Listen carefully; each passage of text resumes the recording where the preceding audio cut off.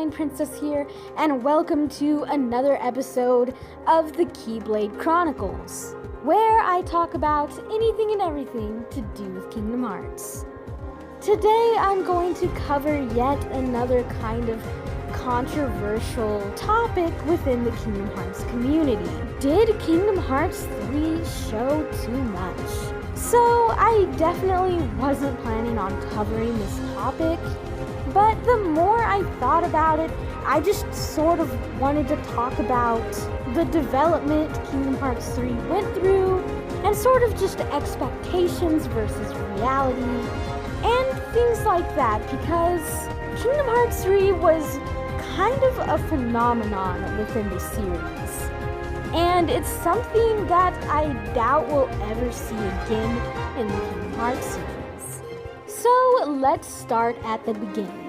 So Kingdom Hearts 3 was a game that fans of the series wanted before they even knew they could want it. Before this game was even a thing, people were wanting Kingdom Hearts 3 basically since Kingdom Hearts 2 was released. But things didn't really get too crazy until the reveal of Birth by Sleep. For those of you who may not know, this was our first introduction to Kingdom Hearts Birth by Sleep.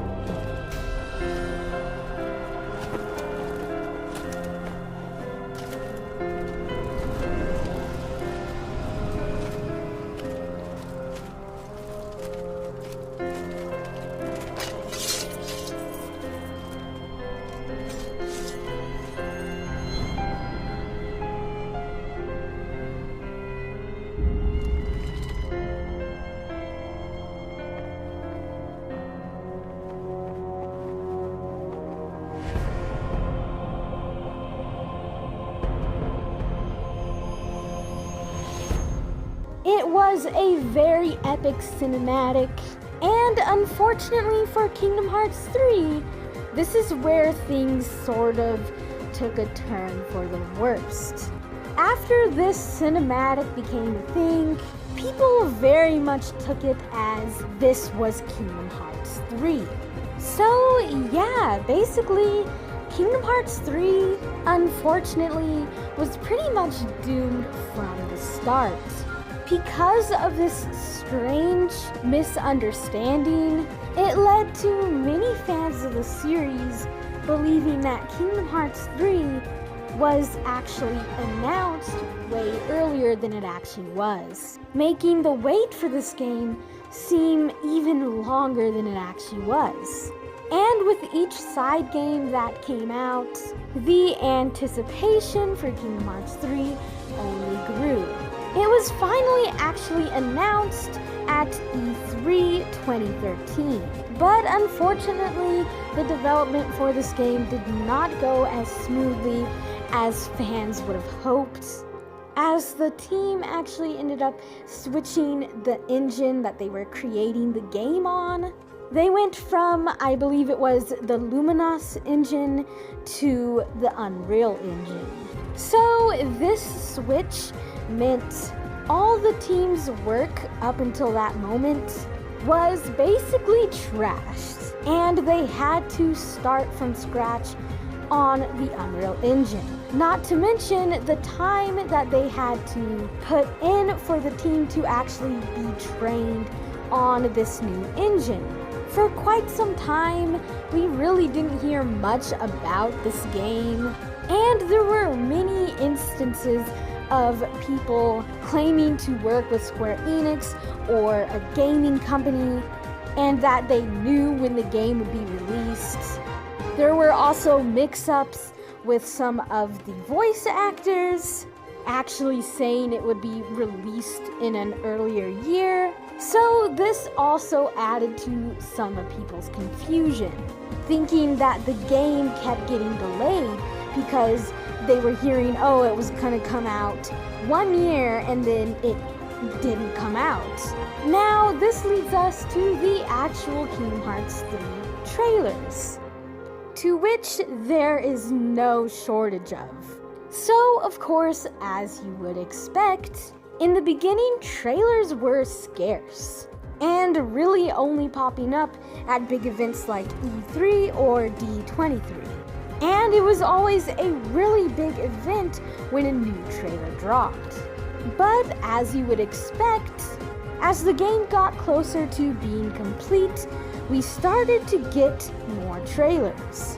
Some were shown at E3 and D23, some were shown at exclusive Square Enix events, and some were shown at the Kingdom Hearts orchestras. There were even some sporadic ones that they would drop on just any old given day towards the end, and there was no real event linked to it. And these trailers range from being 3 to like 4 minutes to being 30-20 seconds. And of course, the content these trailers showed, along with the sheer number of them, has definitely led to some fans in the community saying that they showed too much of the game. Now, as I mentioned, Kingdom Hearts 3 was the first real video game that I actually was really invested in its development.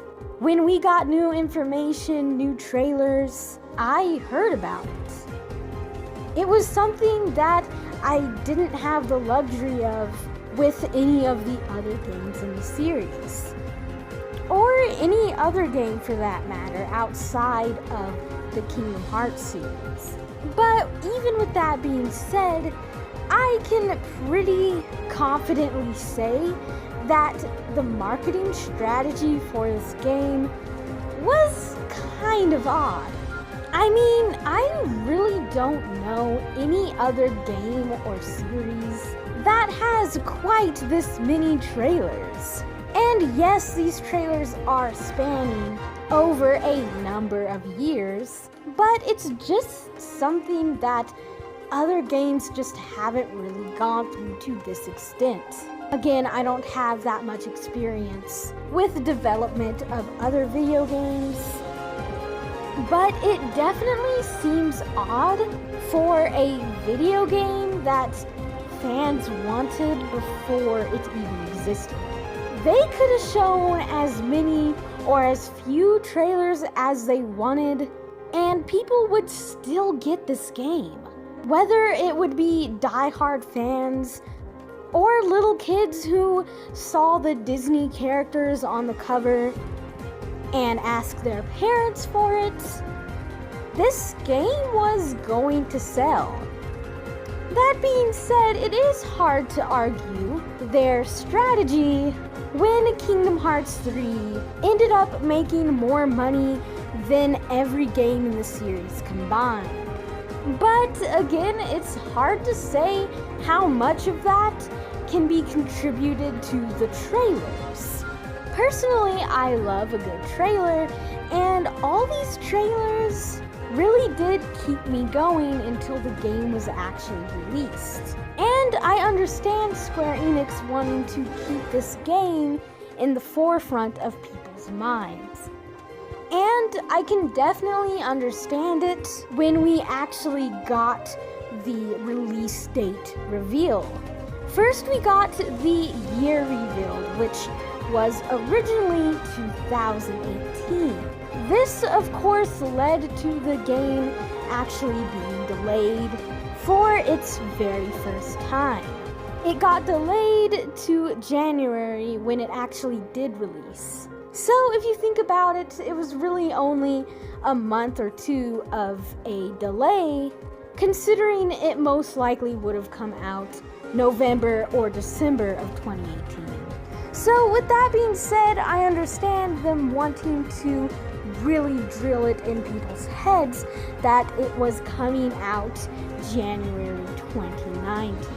Now, as far as the content shown in these trailers, it ranged from gameplay, world reveals, cutscenes, you name it. And this is where the situation gets a little sticky. I have definitely seen the argument from people saying that they didn't want to see every single Disney World revealed. And to a point, I can definitely understand that. Back when I was little and I didn't keep up with the development of these games or watch any of the trailers, I got to experience the Disney Worlds firsthand. Playing the game was my first time seeing it, and I really found it fun and enjoyable guessing which world would come next, and being super excited when it was a Disney movie that I really loved. Now, before I go further into what the trailers showed, I do want to say that for people who didn't want to be spoiled to things, you didn't have to watch the trailers. That being said, I completely understand it. It's very hard not to be tempted to watch a trailer for a game that you really want. And it's hard to participate in the community when you're trying to avoid spoilers and everyone's talking about the new trailer. This is the problem I had, and that's why I watched every trailer and every bit of information that came out. Because I was sure that even if I tried to avoid it, I would eventually get spoiled to it. Now, going back to what the trailers showed, they did show every Disney World, and they did give us cutscenes and small tidbits alluding to the plot of the game. But I want to be fair in saying that this isn't the only Kingdom Hearts game to do this. For Kingdom Hearts Birth by Sleep, they actually showed off the final battle at some point. And that's kind of really mind-boggling to think that, fans actually saw the final battle before even playing the game. The thing is, though, without context, it's hard to really know what you're seeing. In that situation, there was really no way of knowing that that was actually the final battle. And that is the case for Kingdom Hearts 3. A lot of what they showed had little to no context. Case in point, they actually showed off the final world in one of the trailers, and barely anybody really even knew what it was we were looking at. There were tons of theories of where this place was and what it could be, but no one really ever knew for sure. Even when it came to them showing Aqua being Norded, it was hard to say what was really going on. Was she Norded? Was she turned into a Darkling? Or should I say turning into a Darkling? Did the darkness from the Dark Realm just get to her?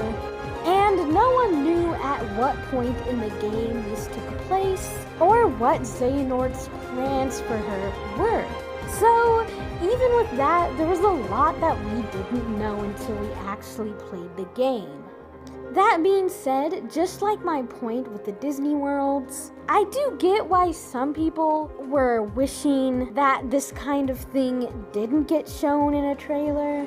Talking specifically to the whole Aqua being Norded situation, I've definitely seen plenty of people complaining about this whole sequence in the game, saying it was lackluster or too short.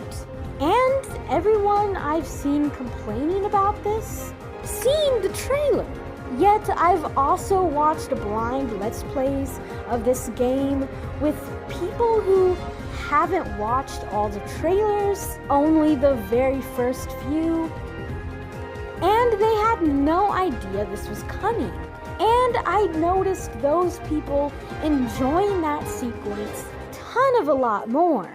It was a really weird observation I made just while watching tons of people's Let's Plays of this game when it first came out, and hearing everyone's initial thoughts on it. So, did Kingdom Hearts 3 show too much?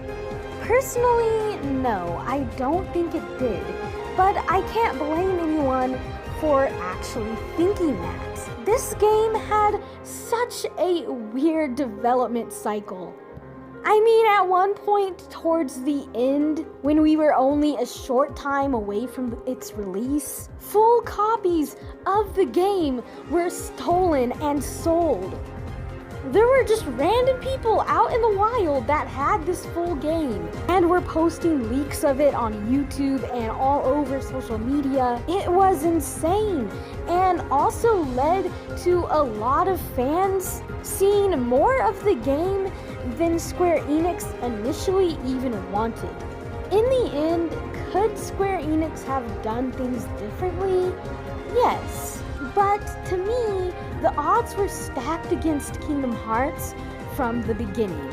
It was destined to be disliked because of all the hype and expectation that was built around this game. As I said, it was the game that was wanted before it even existed. And when us fans put a game or anything on a pedestal like that, it's pretty much never gonna live up to the expectations. I wouldn't be lying and saying that the trailers didn't really help anything, but if we only had like 4 trailers or something, it wouldn't really change anything either. As I said in the beginning of Kingdom Hearts 3's development, trailers were a very rare occurrence, but when they did drop, it was like a huge event. And that did sort of die down getting closer to the game, just because of the sheer number of them. And as I said, I'm not going to turn down a trailer for a game that I really want to see and that I really want to get, but there are definitely other ways to get fans hyped for something. And Square Enix did that too. There were times when they stirred up the community by just showing a couple screenshots. But with all that being said, whether you loved it or hated it, Kingdom Hearts 3 was a phenomenon in the community. And I really doubt we're gonna get something like that again going forward in the series. And I have to say, for all its highs and lows, I loved the wild ride this game took me on. And I am nothing but excited for what comes next in the series. So, what do you guys think? Did the Kingdom Hearts 3 trailer show too much? And what was one of your favorite moments from Kingdom Hearts 3's development? Also, be sure to let me know down in the comments, what Kingdom Hearts topic do you want me to cover next here on the Keyblade Chronicles? Thanks for watching, and see you guys next time.